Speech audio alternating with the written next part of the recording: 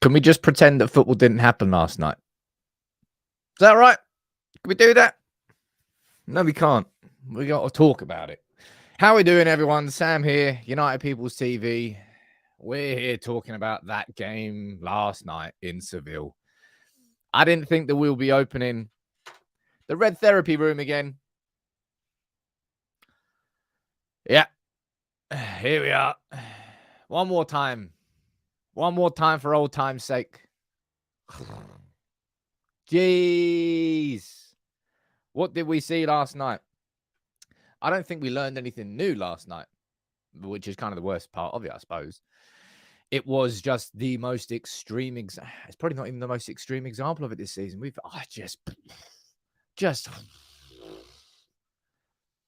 hope that we wouldn't see that anymore this season. We can bounce back. Yeah, can we just stop falling in the first place? We're going to run through that game against Sevilla, right? 3-0 defeat, a really bad one. Really, really bad one. We'll speak about individuals. We'll speak about David De Gea. We'll speak about Harry Maguire. We'll speak about the overall rebuild. One thing I would say at the very, very beginning of this show is this is stage one of the rebuild, all right? We know we've got a great starting 11, but we don't have that squad. But this is going to be a tough one this morning. Please help me by staying in the comments, by leaving. Let me know what you think, and we can talk about it as a community because you need to. I think by the end of this show, we'll all feel a little bit better, right? We will, because you've spoken about it. You can Brighton on Sunday as well. Oi. Tough. But good morning to everybody. Let me see who's down here in the comments. Nathan Hawkin, how you doing, buddy? Carl, you're there as well. Stephen Lawrence on Facebook. How you doing? David Dolman. Fatty, I can see you there. Or I can see you there as well. I hope you're back from your holiday, buddy. Nice to see you there. Lily, we've got Charlie, we've got Ant, we've got Josh, we've got T, we've got Jonathan Rose on Facebook, Sigmund, we've got Liam Griffin. See, look, everyone's here. Everyone's here still, and that's a good thing, right? It'd be nice if the players turned up last night in the same way that the community turns up every single morning. Matt Fuller, I see you there as well. First things first, this was recorded last night. Me and Neil. I'll be honest, I genuinely feel like it's a good podcast episode. I genuinely do feel like it is. We spoke about it was immediate reaction. Neil may have had 6 pints before we did the podcast, but yeah, the episode's now out on Apple Podcasts, on Google, and if anybody can help by just leaving a 5-star review, it will make such a difference. And you as a community can help this podcast become bigger and better. So if you'd like to listen to it, I think you would enjoy it. It is good. It is good. It's unlike Manchester United's performance last night. Where do you start, right? I'm going to leave it to the comments for the first couple of minutes. You can let me know what you think, and then I'm going to dive into what I think. Oh, man, look at that. Even today of all days, man. Gungshi gifting 10 memberships and Nathan gifting 5. This community is a gift from the gods for me. Two little tickles there. I'll try not to be too loud this morning, but thank you so much, both of you. But these players last night, oof. My word. Look, we all had worries going into the game, right? The Sevilla curse. Is it a curse? Well, hell yeah, it's a curse. How will Maguire and Lindelof play? Abysmal. How will De Gea cope with the press out from the back? Absolutely, he won't. Everything that I suppose, all the fears going into the game last night were justified because they all came to the surface. And it was these two that were at the center of it. Okay? Now, I'm going to speak about them both individually. And right? I've spoken about that. I think it was even in yesterday's show where, again, for 5-10 minutes, I felt like I was not arguing with people, but just making, I suppose it was arguing around David De Gea, around his future at Manchester United. Matt Richard, don't sit on the fence there about Maguire too much. But where do you stand on this, right? Because I think this is the first main talking point that we have to have today. Let me get this up and see if this works. David De Gea in this situation. Oh, no. 1 second there. Is that it? Yeah, get rid of those. Let's go again. David De Gea in this situation here, right? He's got the ball. Harry Maguire, as you can see, he's calling for it. But you've got 1, 2, and 3 Sevilla players, right? De Gea plays the ball through to him. And we lose the ball, right? We lose the ball. We lose possession. Sevilla score. Who are you pointing the finger at? Because, I mean, geez, I've had this argument with pretty much everybody. Not argument, but just... I personally feel like they are both culpable in this situation. Right? Max with a super chat there. And, yeah, I think, haven't they both said that? I swear De Gea at this season has said he doesn't need to prove himself. And Maguire's also said the same thing. But I personally think I'm going to go down here and see what you're saying. Paul, you're saying both. Vicky, you're saying boot the ball. City, you're saying both to blame equally. Josh, you're saying both of them. Anthony, you're saying both of them. And I personally do feel it's a bit of both, right? Number one, okay, Maguire shouldn't call for it. If you cannot deal with it, bro, do not call for it. And you cannot deal with it. I'm sick to death of Harry Maguire playing for Manchester United now. That is expired. That's gone. And as I said, I didn't learn anything last night. There was nothing. I learned something, yes. I didn't learn anything new. I didn't go, oh, that surprised me. I never saw that coming. It's just, you went into it going, please don't do it. Please don't do it. Please don't. You've done exactly it. And I tell you what, these players must feel it as well. They must just get nervous every time it's played out from the back with De Gea and Maguire. They're like, please don't mess it up, lads. Please don't mess it up. Nice, we've got possession. But Maguire shouldn't be calling for the ball there if he cannot deal with it, right? And this is where I would personally, I would give De Gea a little bit of slack in that regard. Because let's pull this up here. Look, Gary Neville's saying, look, Maguire will get battered, but that pass from De Gea, I wouldn't like. But this situation here, let's compare it to that situation there. Man United against Real Betis. David De Gea passing it out to Martinez. You know exactly what happens here. He turns around, takes the touch, passes it to Shaw. Two lovely little touches with his feet. Pure composure, pure quality. Gets out with the ball. David De Gea in this situation passes it to Maguire. By the time the ball comes to Maguire, the ball was played a little bit soft. Maguire, he's stuck. He's surrounded by 2 players. Tries to pass it sideways. Boosh. Goal scored by Sevilla. And that's the worst thing you can do. Away from home in hostile atmospheres, do not give the crowd something to cheer, let alone concede a goal at your own, because your own crap football in the first 10 minutes. Man United gave that to Sevilla. I mean, it was a hostile atmosphere, sure, but you just can't do that. So that's where I would say I've got a little bit of sympathy with David De Gea in the idea that he's done that with Martinez before and it's worked. But David De Gea, look, right, if you're, I don't know, if you've got a friend that's absolutely plastered, right, and he says, get me another shot, get me another shot. He might want the shot. He might wait for it. He might call for it. He might say he needs it. But you've got the awareness to go, hold the fuck on. No, I don't think you need that. De Gea in that situation, because it's Maguire, he should have known that that wasn't the right thing to do. And that's what I mean. I think it's about awareness here. And it's a startling lack of awareness from Harry Maguire. Whew, that's the first time I've ever said that, isn't it? Nope. Maguire doesn't have the awareness that he can't deal with that situation. De Gea doesn't have the awareness there that Maguire can't deal with that situation. There's just lack of awareness everywhere. And I tell you what, if you remember a pass that De Gea did probably like a couple of minutes earlier, where he tried to pass it to Wan-Bissaka, but then it went out of play. I reckon that played on De Gea's mind. I'm going to go down and really... There's a couple of super chats here and there's a couple of comments. This is a really... I don't know how to describe it. It's not a reality check. It just compounds concerns, which are now far bigger than concerns. I think so anyway. For that to happen at this stage of the season, in a quarterfinal of a European Cup, might be the Europa League only, but still the European Cup. For that to happen at this point in the season, In that competition, you can't just brush it over and go, we might bounce back. Sure, we might, but you can't just ignore the things that we saw there. There's a few super chats. Let me read these out, and then I'm going to read a few of your comments. Chris, you're saying De Gea should have told Maguire he's under pressure and either clear it or pass it back. Maguire has zero awareness. It's a recipe for disaster, those two. Chris, it's kind of a point that was made to me yesterday, which I think is fair. You know how I've always said, and everyone says it as well, Lindelof and Maguire, playing them together, they exacerbate each other's weaknesses and problems. I think De Gea and Maguire, you can kind of say the same thing.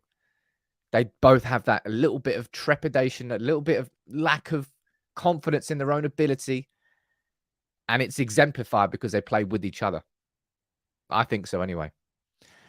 Tommy, you're saying, please don't forget the spineless antic of another player, Sancho and sick note Martial. Tommy, I've got conversation talking points that we're going to have about Sancho and Martial a little bit later in the show. This isn't a case of just ignoring everything that happened yesterday simply because De Gea and Maguire had absolute stinkers, but this is the main talking point at the beginning. Nathan, you're saying if it's true that you get it just because you asked for it, maybe I'll get more optimistic. Right. De Gea shouldn't be passing out to Slab. Yeah, I think it's I can't confidently say that Maguire's totally at fault for that. And I can't confidently say that De Gea's totally at fault for that. Both of them are culpable for that mistake.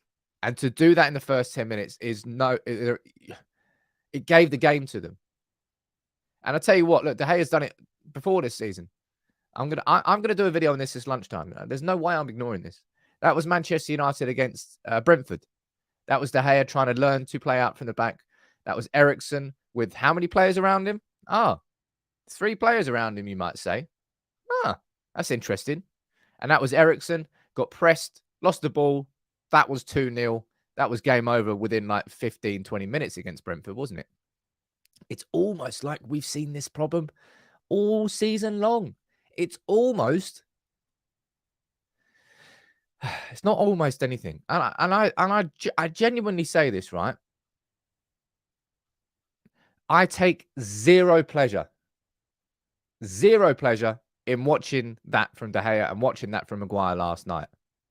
But it's something I've felt all season long with De Gea and with Manchester United playing out from the back.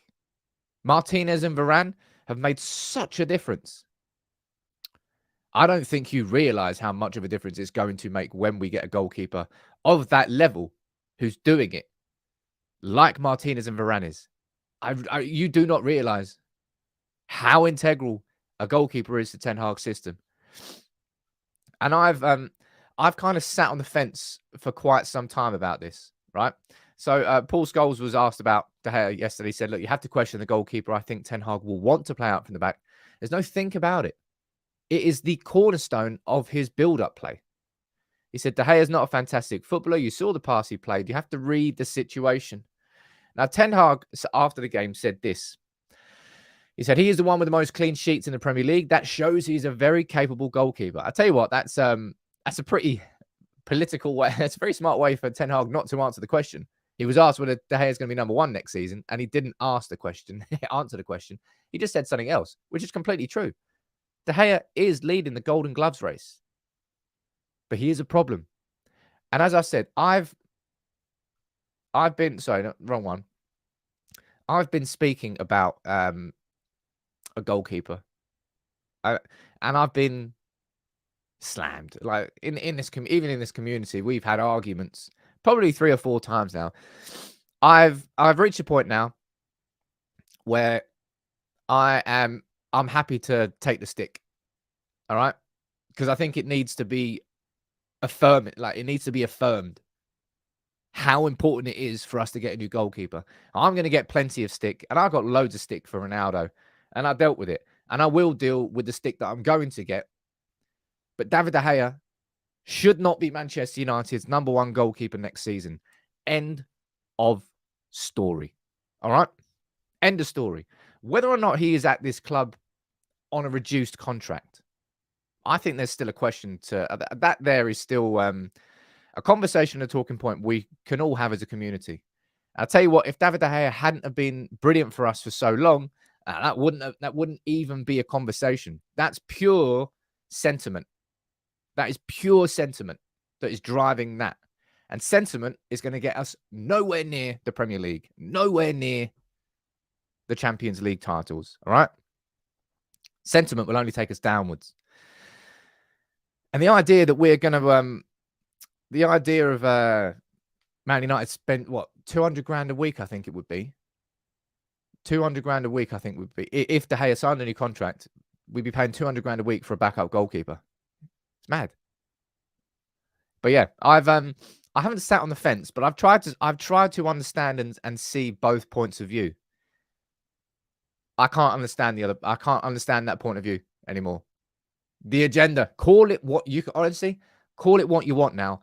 I do not care on that part. I've seen so much evidence for it now. And last night was just the biggest example of it. And look, the man alongside him, right? Harry Maguire. Zoom in on him. What do I need to say about Maguire that hasn't already been said? I've done so many videos on Maguire. It's exhausting. When Manchester United are pressed by the opposition, we cannot cope with it. With De Gea in goal and with Maguire there. It's just, it's game, set, and match. It's done. It's absolutely done. Good thing is he's suspended for the Brighton semi-final. I kind of think he may have been dropped for that anyway. You know, Ten Hag has shown all season whether it's Ronaldo, whether it's Maguire, whether it's anybody else, he's not afraid to drop a player. I personally think Man United's success or failure against Brighton pretty much depends on whether or not Luke Shaw is fit. But I'll speak about that in my starting 11 video tomorrow. I'm going to go down here. I'm going to read a few of your comments out. There's a couple of super chats. Let me go and see what you're saying about De Gea, because I'm not, as I said, I'm not here to drive a personal vendetta. That's what an agenda suggests. I look at what I think is best for Manchester United. You know what I know is best for Manchester United? This man. Right? And you know what it is? It's been a year to the day. Look at that. 21st of April. A year to the day that Erik Ten Hag was appointed as Manchester United's manager. And we've come a long way. But we've come a long way as a starting 11. When you take out these pieces that he's put in, we've got Eriksen and Casemiro. They were still there yesterday. Geez, they were crap. Absolutely abysmal. We can speak about that. But you take out Varane and Martinez and you put Lindelof and Maguire back in, you go, hold on. I recognise that team. I don't want to see that anymore, but I recognise what we're doing here. I've seen these mistakes before. And until Ten Hag has got that squad, he needs 2, 3, 4 transfer windows probably.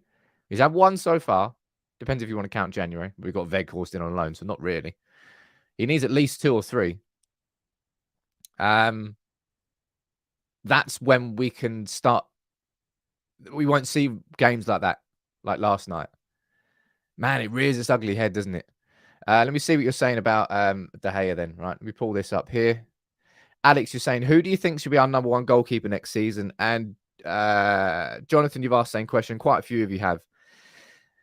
I'll be honest, I think Diogo Costa, if you're looking at Diogo Costa and you're looking at the profile and you really, really slot him in to the team, yeah, you can see a lot. David Raya, I think you can have conversations about. Now, he's actually not the most impressive when it comes to short play build-up. Very good with the medium to long. But there would have to be work with David Raya.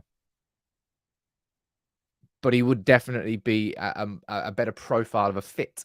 So this deserves a video in itself. And I will do scouting reports on David Raya and probably another on Diogo Costa. For me, it's the second priority behind a striker. Striker's number 1 and a new goalkeeper's number 2. And that's my personal take on it. No, not everybody's going to agree on that, but that's my personal take.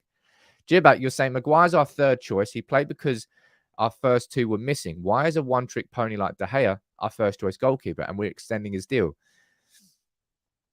I'm not here to. I think De Gea is more than a one-trick pony. I think that's unfair to say that. However, there are assets of that a modern goalkeeper requires, which he doesn't have, And he's trying to learn. And there have been games this season where he has learned it. And games this season where I've gone, oh, you know what? Maybe De Gea's got it. But nah, there's just, you know, the same way that Wan-Bissaka's looking better, but he's learning something that he's not naturally good at. And he might be good, but then he'll kind of always revert to character at certain occasions. It's about getting the profiles of players correct. Now, Ten Hag has got them all of them, spot on. Every single signing he's made, yep. I trust him to bring, and you might say, oh, Weghorst was crap. He wasn't crap. Weghorst did a job for a month and a half-ish, and then he's going to be like, Toodle Pip. He enjoyed the time. He won the League Cup. He's going to have great memories of it, and that's fine. He won't be here next year, and he shouldn't be here next year. Stevie, Erik Ten Hag's biggest mistake of the season was keeping Maguire as captain. No one in that squad respects him the way they do. Bruno. Stevie, I understood why Ten Hag did that because but let's be totally honest, Bruno's been the captain this season. But Maguire's, what is he? I think the stat they said yesterday, there's been 51 United games this season. Maguire started 14 of them. Bruno has effectively been our captain. And my, did we miss Bruno last night? Let me see what you said. De Gea's header mentality quickly drops after a mistake. I don't know, man. It is crazy.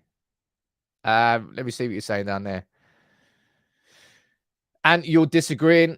That's unusual. But you're saying striker, you say midfield. Look, goalkeeper. For me, it's goalkeeper. I'll do videos on it, and we can all... The one thing we all agree on, right?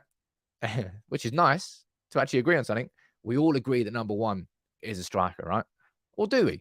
Is there anybody in the comments, genuine question, anybody in the comments that doesn't think that a striker is our number one priority? I think this video deserves, this is a video unto itself, isn't it? Look at like actual properly priority, like 1, 2, 3. I think you're probably looking at, I would say a maximum of 4 signings this summer. That's what I would believe. 4 signings, and Manchester United have to sell well. Man United, can people let me know in the comments? I think I'm right. If De Gea doesn't sign a new contract, does that mean that De Gea leaves on a free? Or can leave on a free transfer? I think that's correct. Keely, you're saying definitely a striker needed first. We've got Vicky saying we need proper depth. We absolutely need proper depth. Andreas, you're saying striker, goalkeeper, midfielder, and a right back. Rithik, you're saying striker, ball carrying midfielder, and a goalkeeper. Striker, then centre back, then central midfielder. Well, we all agree on a striker, right? I mean, that's a good thing because we know where our main priority is this summer. It's whether or not you feel that the goal, and for me, I've always had it at the back of my mind. It's either going to be a ball-playing central midfielder, a la Frankie de Jong. It won't be Frankie de Jong, but somebody of that mold. But I personally see a goalkeeper now as... Look, I'm not sure if you have the same. Like, when you watch United play with De Gea and Maguire, you just have that voice in the back of your mind going, no, don't mess it up, don't mess it up. Please. Oh, good, right, nice, right. Okay, we've got past that. Now let's try and build up. And every single time the ball goes near them, I just have that fear. That fear that they are going to do something and mess something up. I think I've missed a couple of gifts down here. I'm going to make sure I don't miss these. It always annoys me when I do. Spence. Oh, yeah, I did, man. Spence, how you doing, dude? Spence 92, legend. Shamil. That's the first time I've seen your name there, Shamil. Thank you so much. Both gifting 5 memberships. Where's the gong? Where's the vodka? Legends, thank you so much. Man.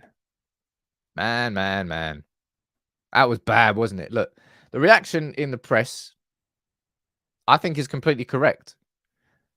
You've got James Ducker here in the Telegraph saying Manchester United must rid this squad's rot with deep and swinging cuts. And Laurie Whitwell from The Athletic saying Man United's latest implosion shows how much work Erik Ten Hag still has to do. This is still stage 1, right? At the end of this season, if we finish in the top 4 and we have the League Cup, we'll all look back on this season and go, you know what? That was a successful first season. When we dive into it and we look at loads of occasions like Liverpool, City, Newcastle, Brentford, Sevilla, Villa. There are so many examples where you go, what is... I asked this on a podcast last night and Neil couldn't come up with an answer. And I still can't put my finger on it. I want you to answer this in the comments, right? You've got Brentford away. You've got... I don't think Arsenal away counts because we were just outplayed there, out-hustled towards the last 20 minutes because we had injuries and we didn't have Casemiro. But Brentford away, Liverpool away, City away, Newcastle away, Villa away, Sevilla away. So many times this season in away environments, hostile environments, Man United have crumbled. What do you think is the cause of this? All right. Is there like a single route that you can pull out and go, there you go, problem solved? What is it? Because, you know, in the same way that I've said there's so much evidence now around De Gea and around Maguire, my mind's made up. There is so much evidence of Man United having a mental fragility away from home. And it's just so many times this season. There has to be something there. And what is it? Because it is a fundamental problem of this football team right now. Play at home, boy. Our home form has been sensational. Old Trafford really has been a fortress this season. And the reason that this will be a successful season. But something there, it's deep-rooted. And I think that's why James Ducker's description there is pretty accurate. It's almost like PTSD from last season. Because last season was low. We went low last year, didn't we? It was so bad. JVD, man, you absolute hero. Gift him 5 memberships as well, man. I can't wait to get all this engaging stuff on screen so I don't have to spank the gong all the time. Because it'll be far better. You'll enjoy it more. Let me see what you're saying about this, right? Stu, you're thinking it's more the heads drop, not enough people in the squad like Giggs, Rio, and Keane that would rally the troops. Well, yesterday we missed the King rallier, didn't we? This man here. If Manchester United starting 11 was fit, that performance, look, we may well have lost there. And look, if we had lost there yesterday against Sevilla, but we had a fighting performance and we just came out of the wrong side of it, you know, there wouldn't be any sort of mad reaction. It'll be just like, man, that's a shame, but it's, you know, it's been a tough season. I can, like, fair enough. That wouldn't have happened last night if Bruno Fernandes was in that team, if Lisandro Martinez was in that team, and if Rafael Varane was in that team. Okay? You're looking at 3 really important players of this new Ten Hag team going forward. And by removing those and putting other players in, you let a different mentality creep in. Bruno Fernandes, man. Like, look at this. Is that one there? No, wrong one. These are the only 4 games we played where Fernandes hasn't started this season, and he's been suspended for the Sevilla one. And was he suspended for the what one? Can't remember. Sociedad? I think Sociedad he might have been. Was he arrested for that game? I don't know. Either way, this dude is so important. But I want you to let me know what you think about this. I'm going to go down to the comments and see what you're saying. Michael, you're saying it comes down to a mental fragility in those moments. It's up to the team leaders to step up. Other than Bruno, United's other leaders have crumbled under pressure time and time again. And that, I tell you what, that was the biggest surprise, I suppose, that I had watching yesterday was Casemiro and Eriksen. I think Casemiro lost possession like somewhere between like 15 and 20 times. I think there was it the second goal that ended up being offside when he just passed it sideways to absolutely nobody. But even Eriksen was just missing those straight passes. And whatever dark cloud still hangs over this team. It's infectious. It rubs off onto even the best of players. Because Casemiro and Eriksen yesterday were shockingly bad. And I know they're not. They're world-class players. But even they were. That's what I mean. Like, in that environment when... I don't know. It's like the Roman sheep. No, the Roman tortoise. Let me pull this one up. Like this one here. I always think about this, but this one here, right? Classic Roman turtle. It's a reason why the Roman army was so dominant around the world, right? This. It's kind of a good analogy, I think, to use for this. This was so effective because no arrows could pierce it. No sword could come through it because every single player, every single soldier at the same time moved forward. Move forward. No holes in it. But if you take one shield away there, what happens? You've got a weakness. You've got a hole.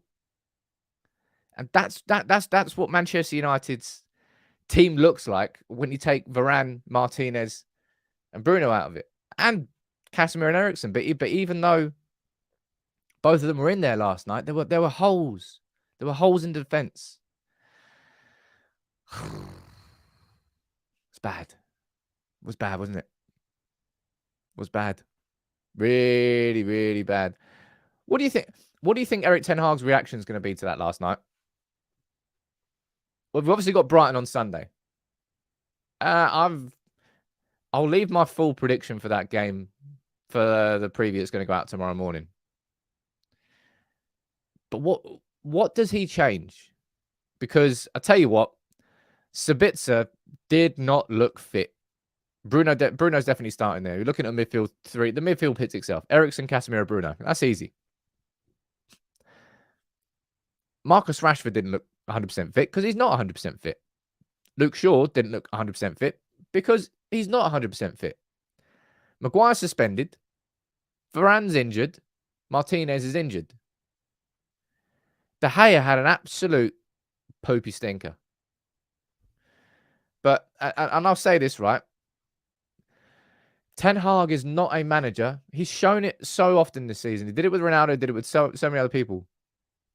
He doesn't throw his players under the bus in public. He may well, behind the scenes, be taking a very different stance. And I prefer that. You don't have to air your dirty laundry. I don't think a manager gains any sort of respect. Look, Mourinho, it's the Mourinho way of doing it. And it's a pure siege mentality. It's either you're on the bus or you're going to get drowned. But that's not Ten Hag. I don't look at this and go, oh, as if Ten Hag still thinks that De Gea is like the best goalkeeper in the world. But he's not going to throw it because he's... I don't know. I don't think he drops De Gea. Right? Personal opinion. I don't think he drops De Gea. Jack Butland, is he fit now? I think he's fit. Dave, you sent in a super chat there, buddy, but you didn't add anything. So if you can send another comment, just do a regular comment. I'll read that out for you. Hey, look, we saw Luke Shaw yesterday, didn't we? We saw Luke Shaw limping. I think he was holding his hamstring. We need Luke Shaw in as left centre-back, or I don't think we've got a chance against Brighton. Like, I know you think Sevilla pressed quite high last night. Yeah, you wait until you see Brighton on Sunday. Times that by like 3. It's going to be... It's not going to be an enjoyable game to watch. Oh, shit, I've just remembered. Someone's getting to watch it in the stadium. At least I remembered.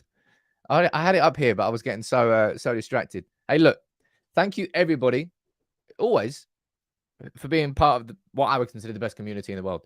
If only we were the best football team in the world. Maybe in the future. But the competition for 2 tickets to go and see the final, everybody entered. And I'm going to do the draw live and direct here on the show with you right now. Okay, so let me quickly do that. Let me get rid of that there so you can't see what names are. Actually, no, sorry. I'll just bring it all up here. All right. These are the entrants. And this is the wheel. So I'm going to spin it. And someone's winning, all right? Good luck to all of you. Look at that. Live draw. Can't ask more than that. Who's it going to be? Be me. Be me. It's not. I'm not in the draw. I'm joking. Brandon Simpson. Who's Brandon Simpson? Brandon Simpson, you are the winner. Congratulations, sir. I need to screenshot this. So I will try. Brandon, if you're watching, congratulations to you. You're going to have to. I'm going to try and I can't reach out to whoever wins this, can I? I'm going to try and find out who you are, Brendan. All right. Congratulations to our. Congratulations to you. But if I can't find Brandon by, I don't know, 2 or 3 o'clock today, I'm going to have to choose someone else because the game is on Sunday. But congratulations to you, Brandon. Well, I say congratulations. It means you've got to go and watch United play Brighton and Wembley on Sunday, which I'm going as well. I'm not really sure about. I'll be totally honest. There's a couple of Brandons in the comments, actually. Look at that. Isn't that nice? Sancho, right? Sancho. Oy. I think I've been really tentative, I would say. I've been tentative to criticize Jadon Sancho. But yesterday in particular was really, really bad. And I think what makes it, what doesn't help Sancho in this situation is looking on the other wing and seeing Anthony tracking back, Anthony trying his hardest to bring that ball forward. And Anthony has come into some serious stick and some serious criticism this season. He's dealt with it and he's developing. And I think that's a real credit to Anthony, right? A real credit to him. But I'm going to have to wash my mouth out after saying this, but I agree with Jamie Carragher. I know. But Anthony has had so much stick. He's dealt with it and he's improved. And I think that Anthony is developing and continuing to develop. Sancho was given 3 months off by Ten Hag. 3 months off in the middle of a season.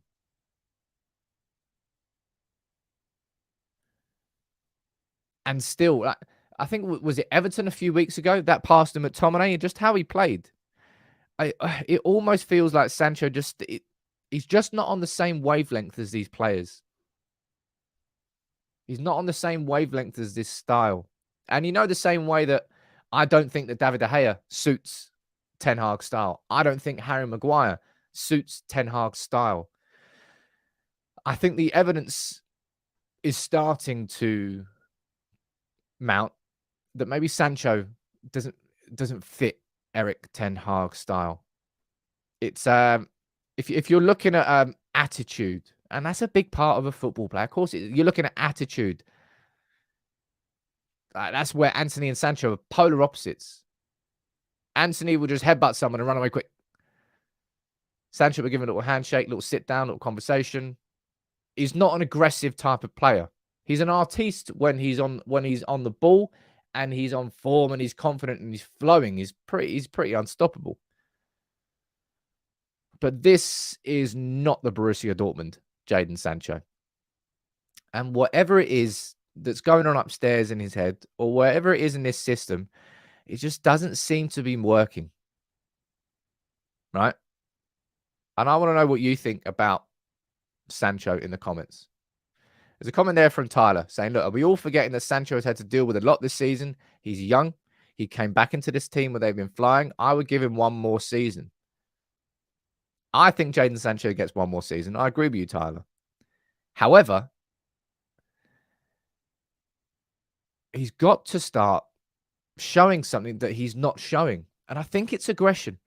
I feel like that, obviously, like end product, actual quality on the ball, there's a lot of things there. But temperament is a big deal. And temperament in those games last night, that's the kryptonite of this team. Not you, although you as well. Zoom out a little bit.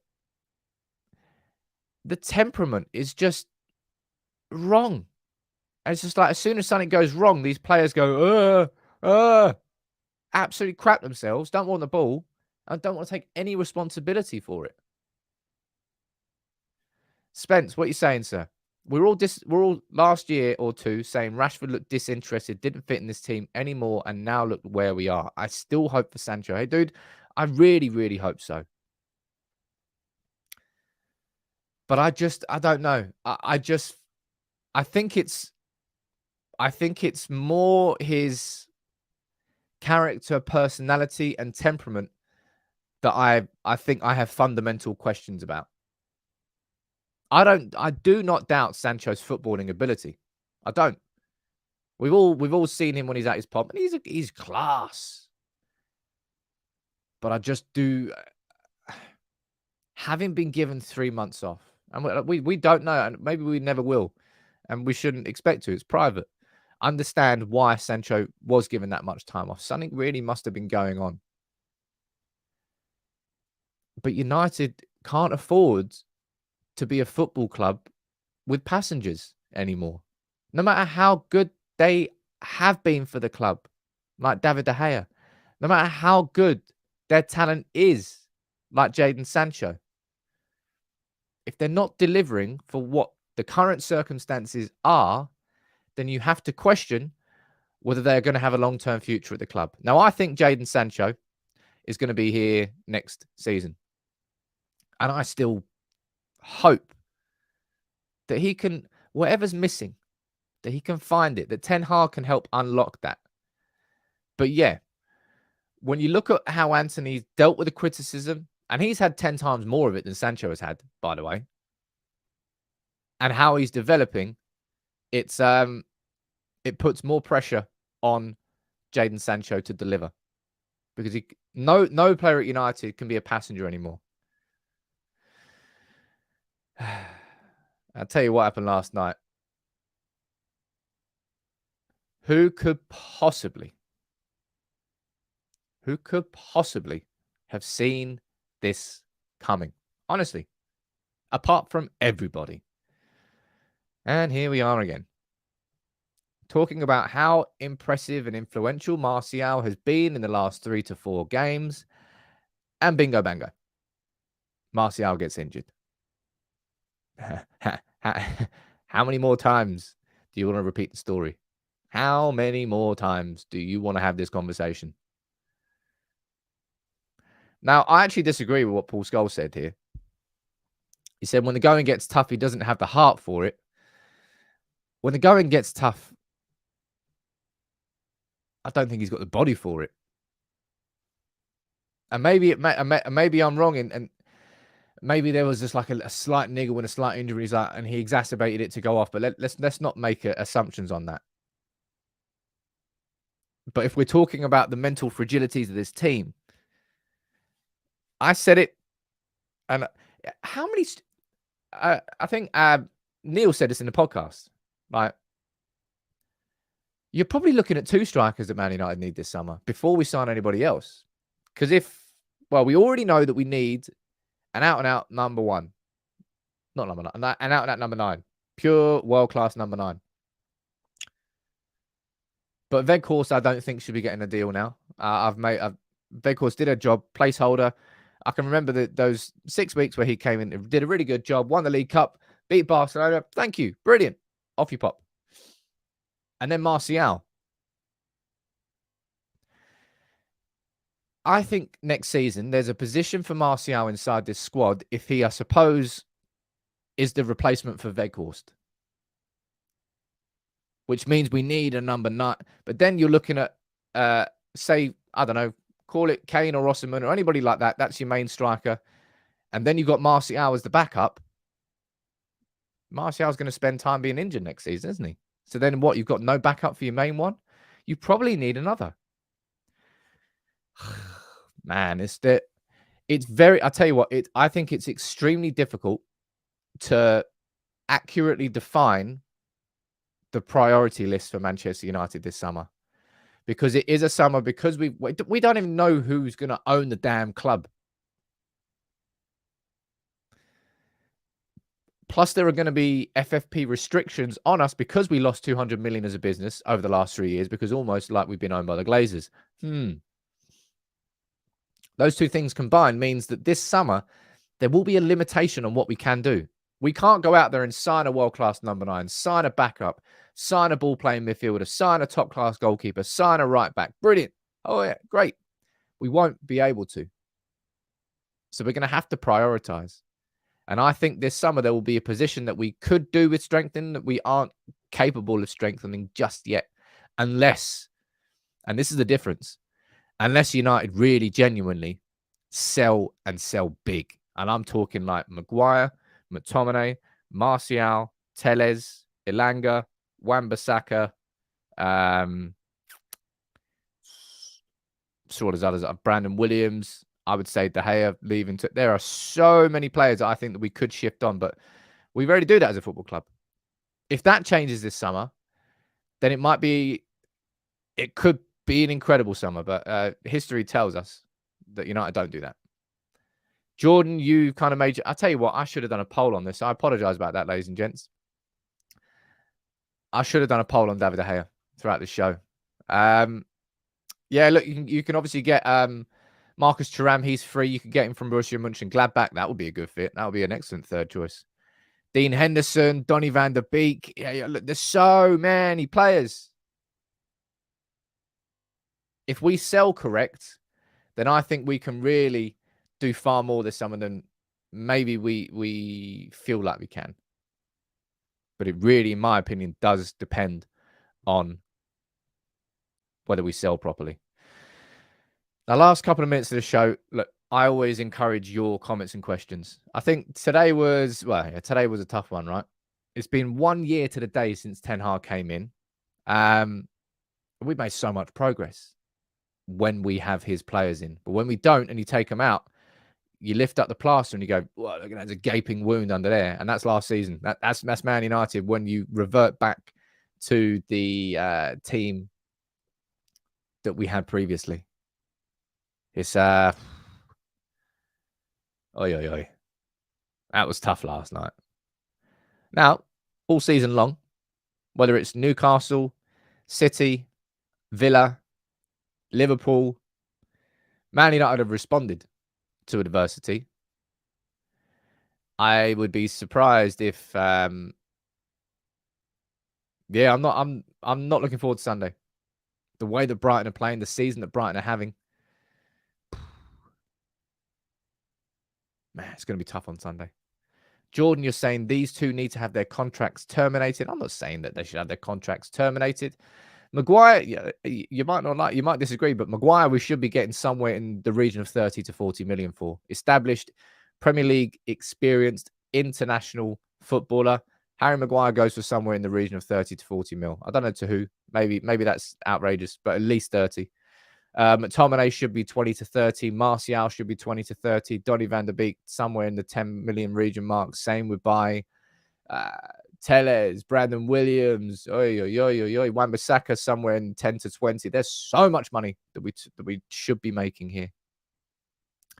Why did DP asking, why did it look like the whole team apart from Anthony weren't trying?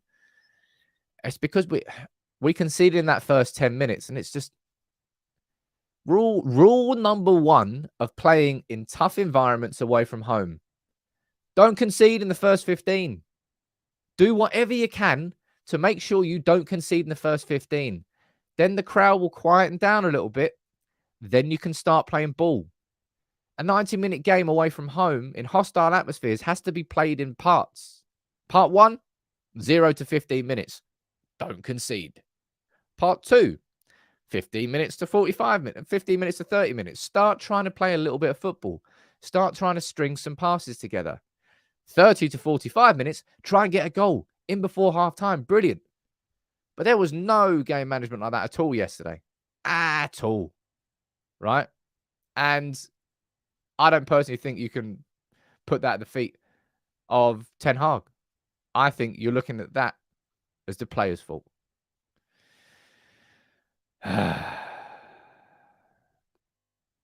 Ten Hag is a mess. Why did he sign the Robert Peter, you're drunk, man.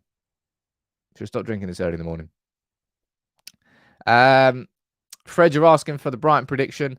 I'll bring that out. That's going to be out tomorrow morning. I've got something I really want and need to say on De Gea and Maguire. It's going to be my lunchtime video today. I suppose, yeah, it is. It is. I wouldn't say it's a fabled map day today, but it is Friday, and you enjoy it so much. We've got 422 points on this map now. It's awesome. Look at that. Got Malaysia. You know what the drill is. Let me know where you're watching from, the town and the country, and I'll add 3 of you onto the map today. Alex, you're saying, should we prioritize 4th place ahead of the FA Cup? Absolutely, without a shadow of a doubt. Of course we should.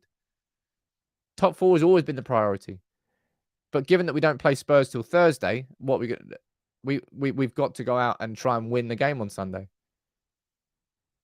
We do. I'm not saying that we should be playing. What do you mean? Like playing resting players so they're fit for Spurs? No, man. Playing Brighton. Ten Hag won't be doing that. We've got that's a cool one there. Not sure we've got that on the map. Paul watching from Aegina in Greece. That sounds warm. On you go. Welcome aboard, sir. We've got what have we got down here? Got Matt Hunt watching from Michigan. On you go, sir. Welcome aboard. I'd love to at some point like get this printed off. Imagine this was like an interactive map on the wall that like updated. How cool would that be? That'd be wicked. We've got Sport Gang watching from Tehran in Iran. Awesome. On you come, sir. And let's get one more up here, right? Let's get one more on here. We've got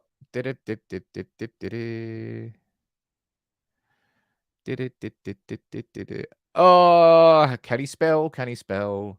Aberystwyth,